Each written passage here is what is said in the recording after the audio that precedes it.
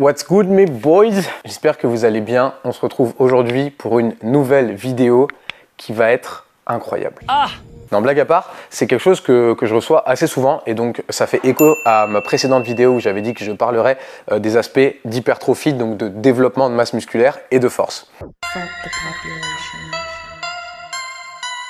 Malheureusement, je pense que beaucoup de personnes ont une idée complètement erronée de la force. À savoir que pour devenir fort, il faut faire des 1 rep ou des 2 reps et rien d'autre. Et au contraire, il y a d'autres personnes qui ont une autre idée erronée de la force, comme quoi ce serait simplement le résultat de plus de masse musculaire. À savoir que si vous faites des séries de 8-12, du coup vous aurez plus de masse musculaire, donc vous serez plus fort. Et je pense que ces deux extrêmes ont tort et comme souvent, la réponse se trouve au milieu entre les deux. Donc pour comprendre pourquoi c'est possible et même pourquoi personnellement et d'autres athlètes dans le monde entier développent une très bonne masse musculaire grâce à la force et uniquement avec la force, à savoir le squat, le développé couché, le soulevé de terre, il faut un peu comprendre comment on s'entraîne. Personnellement, j'utilise une méthode d'entraînement qui est assez spécifique, à savoir que je pratique de manière très proche toujours mes mouvements de compétition, mon squat de compétition, mon couché de compétition, mon soulevé de terre de compétition, avec quelques variations, par exemple des pauses, des tempos, etc.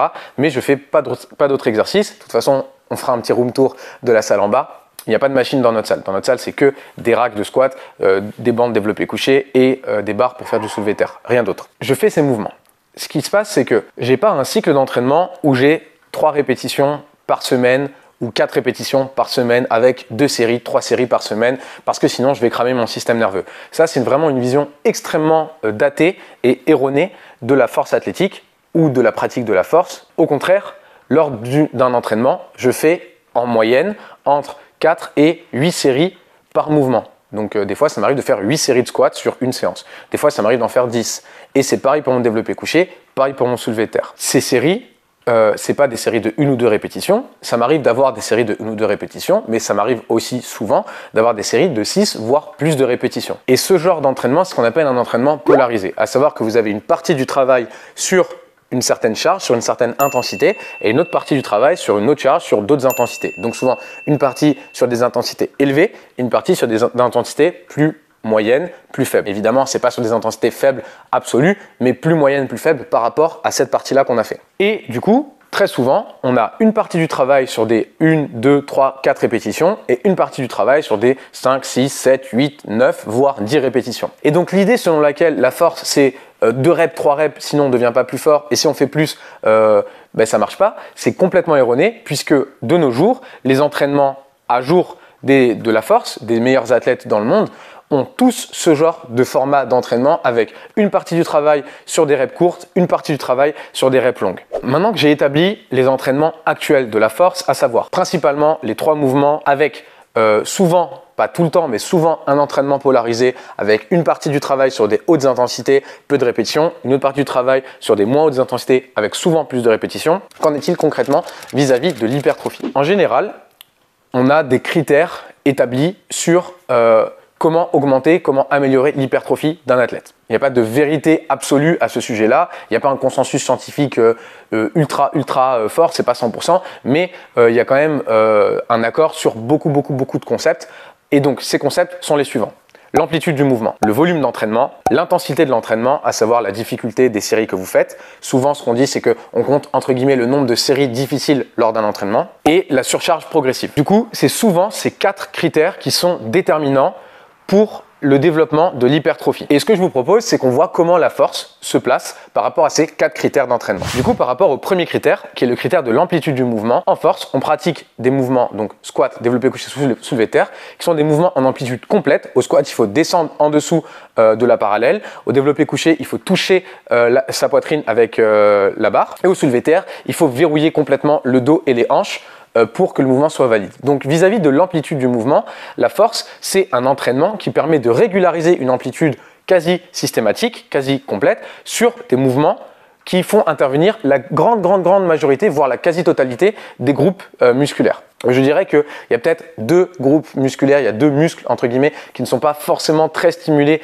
par les mouvements de force, je dirais les biceps et les mollets. En dehors de ça, tous les muscles du corps humain sont quasiment tous, du moins, sont sollicités soit par le squat, soit par le développé couché, soit par le soulevé de terre.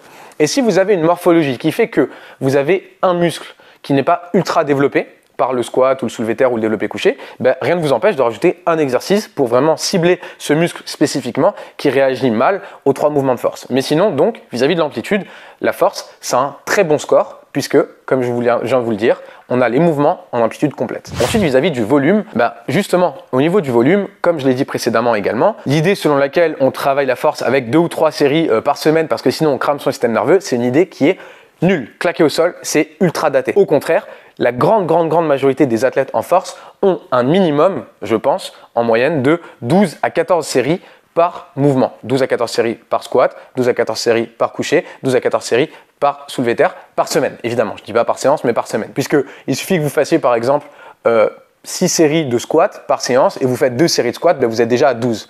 Et honnêtement, c'est, je dirais, une bonne moyenne pour les athlètes en force athlétique. Donc vis-à-vis du volume, par rapport au nombre de séries, c'est conséquent, et également par rapport au nombre de répétitions, puisque comme je l'ai dit, ça va pas être 6 séries de 1 ou 2 répétitions, ce qui ferait genre 6 ou 12 répétitions de volume, mais ça va être peut-être 2 séries de 2 répétitions, donc ça ferait 4, mais après d'ailleurs, vous allez peut-être faire un 4x6. Et donc du coup, vous avez 4 d'un côté, mais avec votre 4x6, vous avez 24, donc ça fait 28. Donc vis-à-vis du volume, par rapport au nombre de séries et répétitions que vous faites, c'est vraiment cohérent, c'est vraiment important, et donc la force vis-à-vis du score de volume, ça score haut aussi. Sur l'aspect de stress, d'intensité au niveau des séries. En force, on utilise le RPE, qui est donc une échelle de notation de l'effort. J'ai fait une vidéo dessus qui sera dans les fiches sur l'utilisation du RPE. Concrètement, qu'est-ce que c'est? Pour la faire courte, en gros, RPE égale le nombre de reps que vous êtes capable de faire à la fin de votre série. Et c'est en moyenne de 5 à 10. La grande majorité des programmes de force ont des RPE de 6 à 10. Donc vis-à-vis des RPE, donc vis-à-vis de l'intensité que vous allez utiliser lors de vos exercices, la force a également un très bon score aussi, puisque c'est extrêmement rare de faire des choses en dessous du RPE 6, et par contre c'est très commun d'être aux alentours des RPE 7-8, ce qui est vraiment un niveau d'intensité très important, très convenable pour développer du muscle. Et enfin, par rapport à la surcharge progressive, le but de la force, c'est de devenir plus fort. Donc du coup, vous aurez forcément une partie de surcharge progressive dans votre programme de force, puisque dans l'idée, vous mettez en place un bloc et c'est un cycle d'entraînement. Le but, c'est de développer l'athlète au cours de ce cycle pour qu'il devienne plus fort. Donc très souvent, on est plus fort à la fin du cycle d'entraînement qu'on ne l'est au début du cycle d'entraînement. Du coup, cet aspect de surcharge progressive intervient au cours de chaque bloc. Comme vous pouvez le constater, la force telle qu'on la pratique aujourd'hui respecte tous les critères de l'hypertrophie, respecte tous les critères du développement physique. Et donc c'est pour ça que c'est complètement envisageable et même faisable de faire du muscle, d'avoir un bon physique en faisant que du squat, que du couché, que du terre, avec un entraînement cohérent à jour en force athlétique. C'est pour ça que vous avez forcément entendu parler du power building. Concrètement, le power building, c'est un concept qui veut dire on construit et de la force et du muscle. Mais pour moi, le power building, c'est pas forcément quelque chose de révolutionnaire, dans le sens où, comme je viens de l'expliquer, la force, c'est du power building. Et le power building, c'est de la force. Donc pour moi, c'est pas vraiment un truc en plus. À la limite, la seule différence que je verrais entre le power building et la force athlétique, entre guillemets, c'est simplement que sur un power building, il y aura peut-être un peu plus d'accessoires qui mettront l'accent sur des muscles qui ne sont pas très stimulés par la force, comme par exemple les biceps, ou comme je l'ai indiqué, ou les mollets. Mais c'est pas non plus un truc révolutionnaire. Moi, je mets pas un label de fou en mode ouais, ça c'est complètement nouveau si je rajoute 1 ou 2 exercices dans un programme en mode bah ça c'est du power building et sans ça c'est pas du power building. En gros, c'est pour ça que pour moi le power building, c'est pas que c'est nul, au contraire, parce que comme je l'ai dit, la force développe le physique tel qu'on la pratique aujourd'hui, mais c'est simplement que le power building, c'est pas révolutionnaire, c'est juste c'est les concepts de la force qui font que on devient plus musclé, on devient plus balèze. Donc c'est pour ça que la force athlétique va vous permettre d'avoir un bon physique. Évidemment, je termine par les exemples et j'ai pas voulu commencer par les exemples parce que c'est important de dire pourquoi ça marche sur le papier en théorie par rapport aux principes généraux. Et ensuite, je donne des exemples pour étayer mon propos. Ce que je vais faire là, c'est que je vais vous passer à l'écran des images d'athlètes très bons en force athlétique et qui ont un excellent physique. Attention, je ne dis pas que les athlètes en force athlétique seraient capables de faire des compètes de body, de men's physique ou quoi que ce soit, mais c'est simplement que la grande majorité des gens qui vont à la salle, c'est pas pour avoir un physique de bodybuilder genre Ronnie Coleman ou quoi que ce soit. La plupart des gens qui vont à la salle, c'est juste pour avoir un meilleur physique, pour avoir un bon physique par rapport à des standards, on va dire, assez généraux.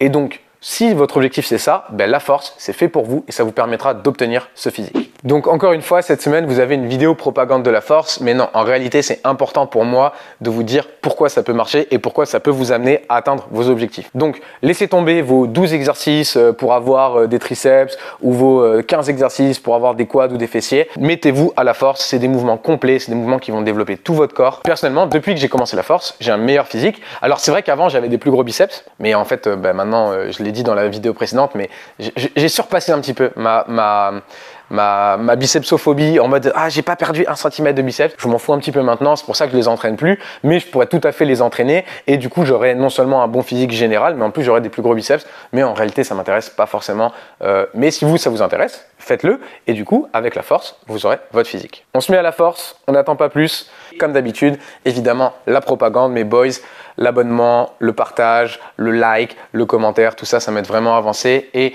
c'est la meilleure des choses que vous pouvez faire pour moi, pour me continuer, ça veut absolument rien dire, pour me motiver à continuer à faire des vidéos. Et le monteur aussi, parce que le monteur, je le paye en Monster, mais il y a un moment, il va me dire, écoute, Roya, maintenant, il me faut un chèque, hein, il me faut un chèque cash. Et là, bah, du coup, je vais dire, sur ce, mes boys, donnez-vous à fond à l'entraînement, je vous love et je vous dis à très vite. Ah, regarde-moi ça. 1m80, non je fais pas vraiment 1m80 mais de pure masse. C'est cadré? Tu vois ce triceps là? Ça c'est un triceps nourri au développé couché ça mon pote. Que du développé couché pour ce triceps mon pote. Fais voir le biceps. Pourquoi tu... Fais voir le biceps. Pourquoi tu niques ma vibe là? Tu vois ces pectoraux? Tu vois ce grand pectoral? Ça c'est un pectoral nourri à du développé couché mon pote.